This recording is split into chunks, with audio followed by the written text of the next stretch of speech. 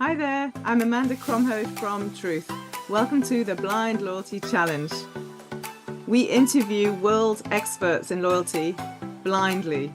We're hoping to create insight, spontaneity, and a lot of fun through the challenge. The challenge is about promoting the blind loyalty trust, and my book called Blind Loyalty, 101 Loyalty Concepts Radically Simplified. All profits from the book go towards the trust. We hope you enjoy the Blind Loyalty Challenge.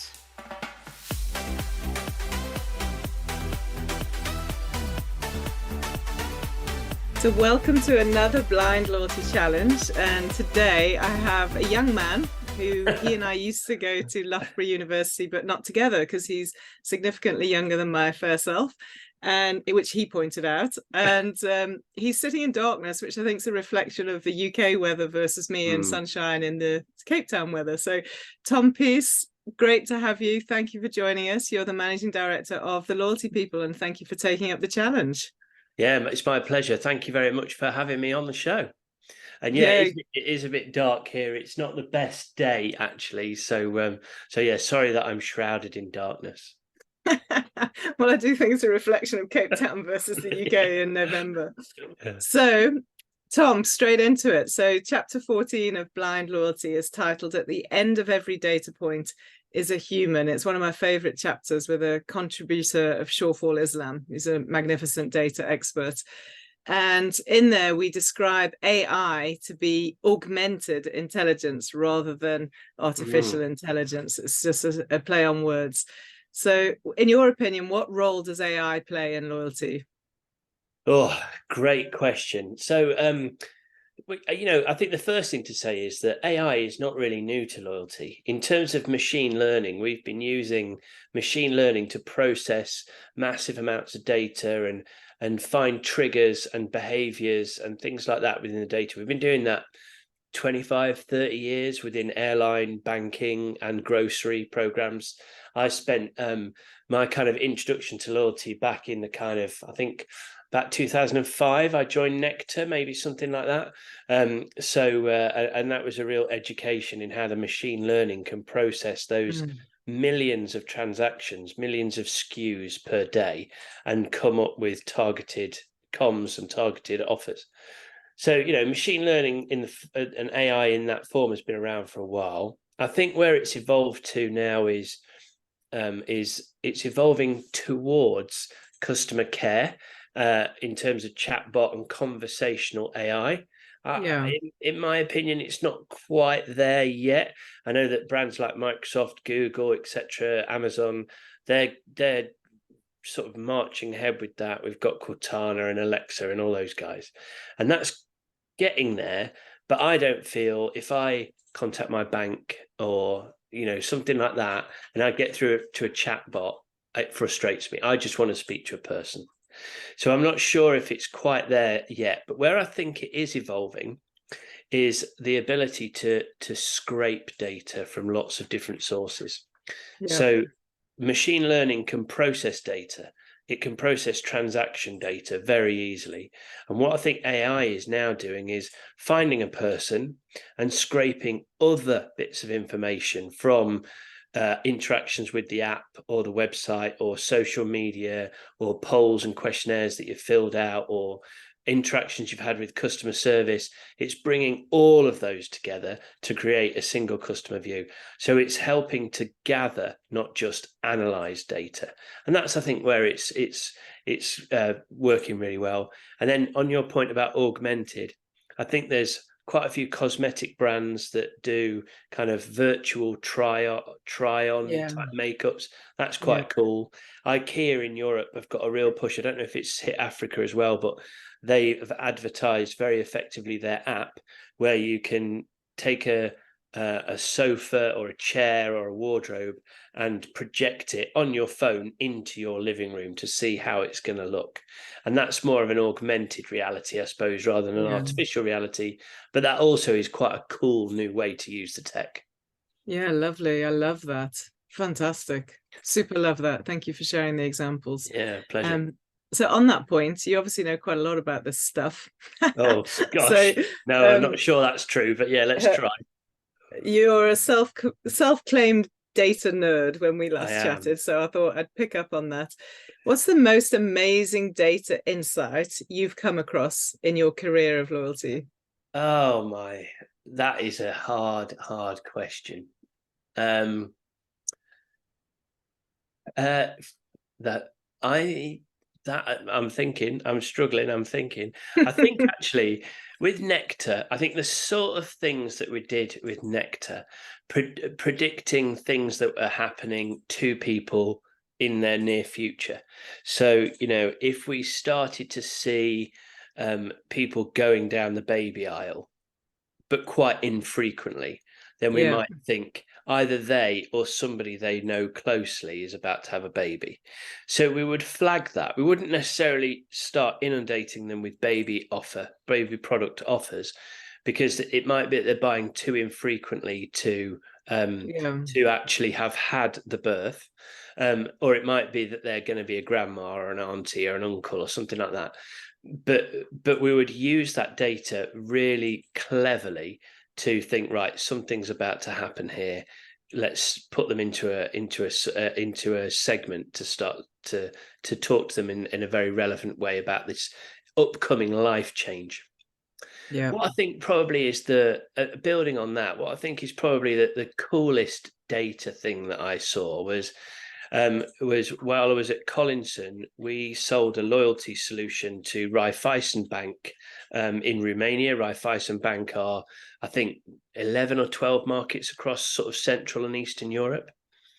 And what they were talking about was dynamic segmentation. So building on that from the example they used with grocery, but what they were saying is people can be multiple things at multiple times in their life. So you could be kind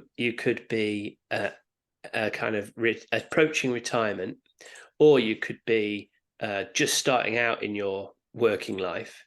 So your life stages, your income, your wealth are very, very different at those points. But actually, you could both be sport fans and you could both be foodies. And what Raiffeisen Bank were looking to do was create these dynamic segments. And these dynamic segments could be about life stage. So you could be new parent, first home, retiree, end of lifer. You could be all these different things.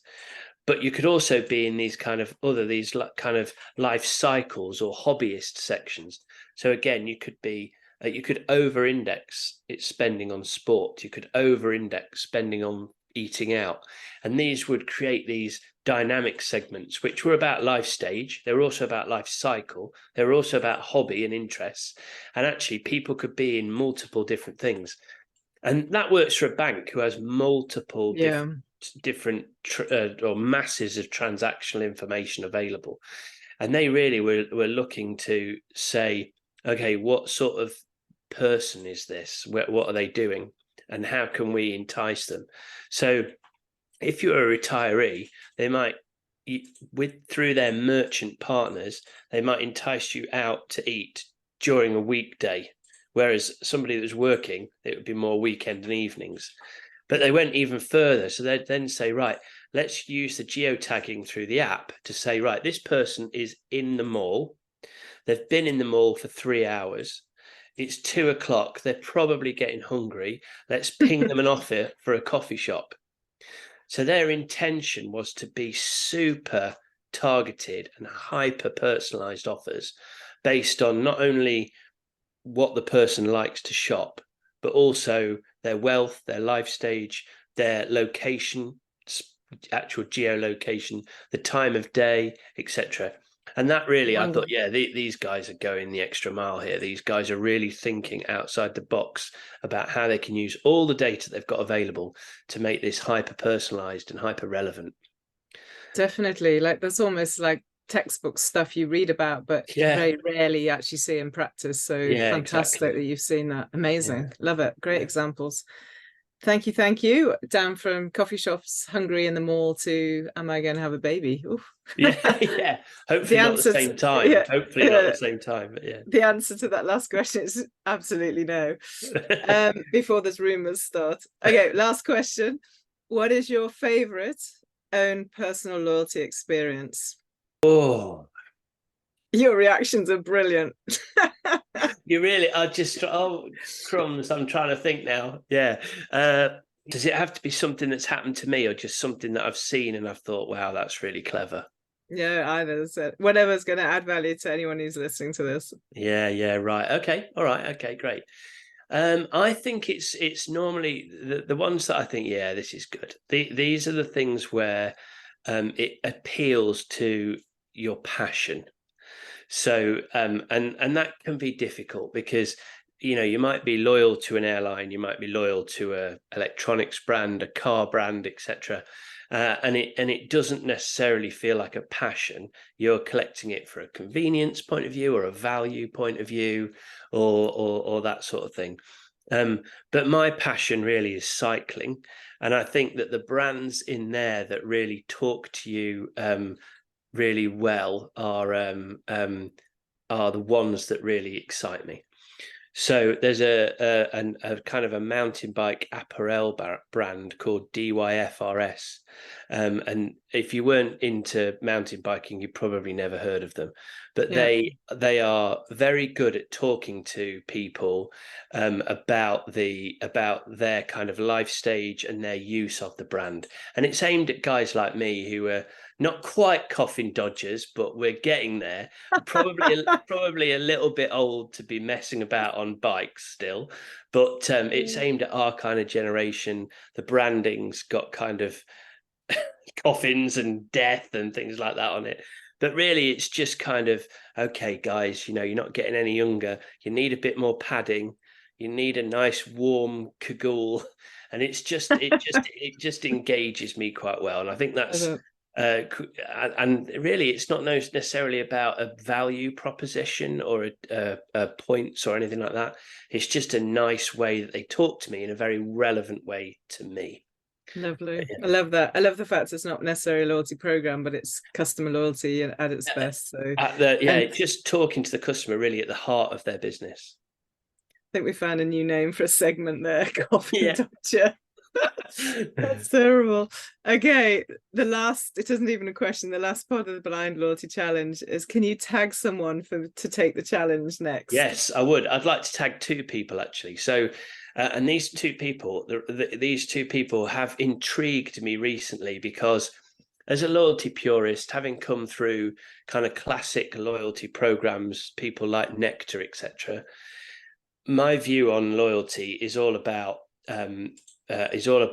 using loyalty to get people to pay full price for items. Essentially, you want people to love the brand so they don't look for promotions. And actually, promotions, in my view, my dated view, and it's changing, is perhaps a little bit about the fact that promotions drive promiscuity and are alien to loyalty. But these two guys in recent conversations have actually sort of said that actually, rewards, incentives, promotions are a big part of loyalty, and they're really changing my view on that. So I would like to nominate Sam Panzer at Talon One, and Bob Salmassi, who runs his own business called Bob's Loyalty Shop. Both of these guys have got a really interesting view on how promotions drive loyalty within a loyalty program, and I think they'd be great guests to have on. Juicy bonus. I get two. That's awesome. Yeah, absolutely. Why not? 2 for 1. It's a promo. It's a promo. Tom, thank you. You're an absolute card. It's great. I've loved it. Thank you for all your insights. Lots of serious insights, but a lot of fun. So thank you for doing the Blind Loyalty Challenge. Yeah, thanks very much for having me on.